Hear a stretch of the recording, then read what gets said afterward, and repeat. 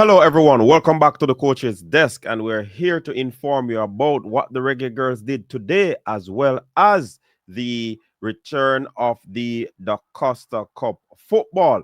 Before we get into the details of that, please remember people to like, share, and subscribe. What is actually one of the finalists last year? A matter of fact, the beaten finalist last year in the competition. So I think it came as a shocker to many, but I mean, it's a nature of the game. Things like these do happen, and then they will really have to, regroup, recuperate, and come again. All right. So, in the Costa Cup round of 16, some exciting games. Did we have any upset in this one? Very, very interesting. Let us hear. Clarendon College, they were defeated by Glenmuir, 2 goals to 1. This was a pretty decent game. A matter of fact, Glenmuir is one of the red hot favorite in this competition right now, and they lived up to expectation. They did edge Clarendon College. Clarendon College is a former champion. They are one of the teams that would have won this competition in the past for the past few years. So definitely they're a potent team, and they would have gotten a very good coach as well, because they would have lost one of their perennial coach in Lenny Hyde. I'll tell you later where Lenny Hyde is. Well, most of you already know. Now, Garvey Maceo, the reigning champion, the defending champion, they outscored Magati 3 goals to 2. Another enthralling encounter there at the Wembley Community Center. Very exciting stuff there. Historic goal scoring record breaking team, Manchester. They were held 1-1 by Dintil at the Manchester High field. And of course, that is where Lenworth Hyde is coaching, the Dintil Technical School.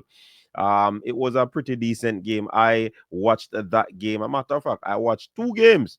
And this Manchester team is not a bad team. Dintil team, they weren't able to be playing their free flowing football because the Manchester team is a very stout defending team. Yeah.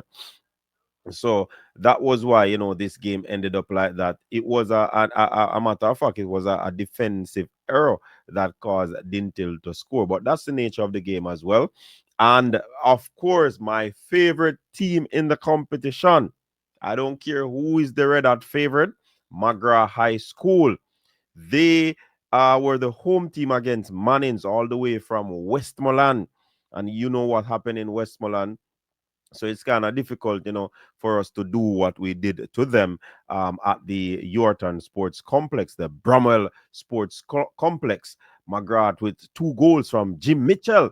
They defeated Mannings 2 goals to 0. I tell you, this McGrath team is looking fabulous. This McGrath team is playing tactically good football.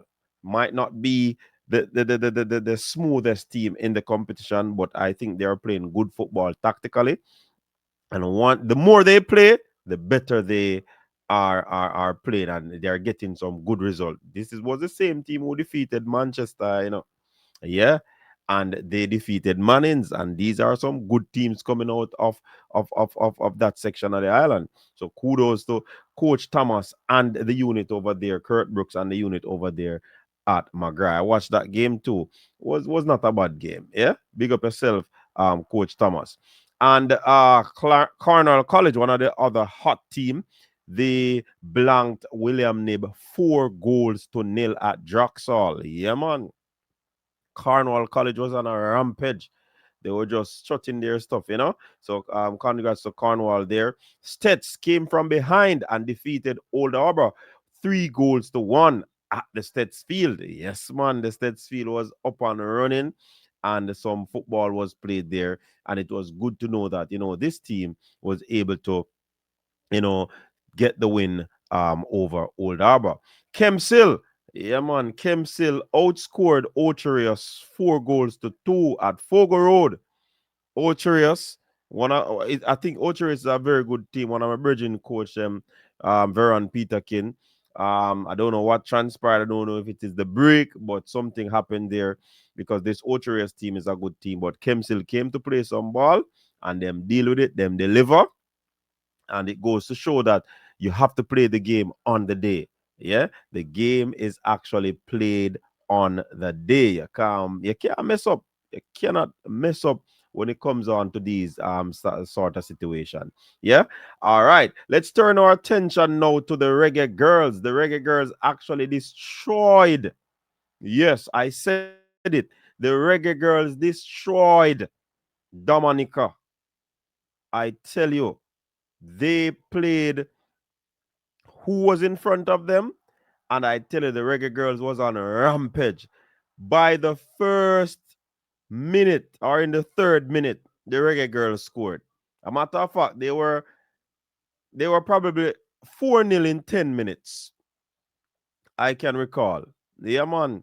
4-0 in about 10 minutes. They were just scoring. Kanye Plummer, Khadija Bonishaw, Kalisa Van Zanten, Jody Brown. And a matter of fact, three of those ladies who actually scored in the first 10 minutes, they went on to score a hat-trick. Khadija returning to the national setup, scoring a hat-trick. That is very good.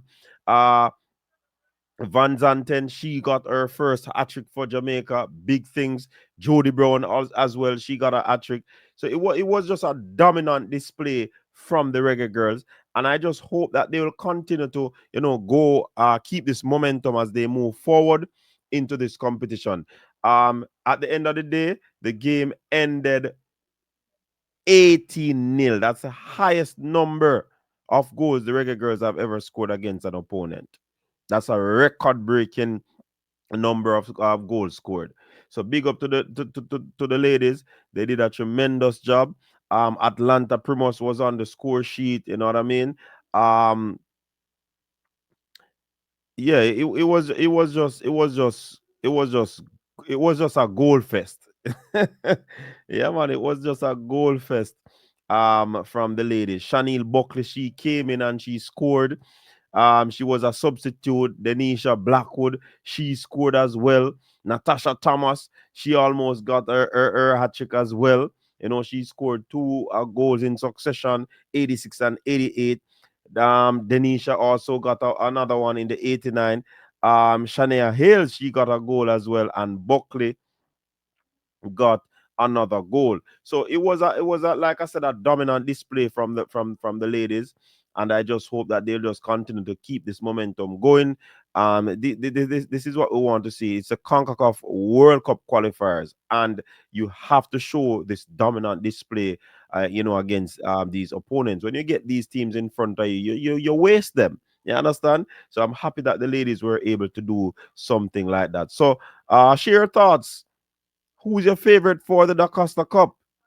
And a matter of fact, Bonnie Shaw has now scored 60 goals, international goals for the Reggae Girlz. That is incredible. Incredible stuff from Khadija Shaw. Yeah. And she's the Manchester City star, over there in England. So, Khadija, go on do your thing, girl. Big up yourself. Until next time, people, stay safe. Peace.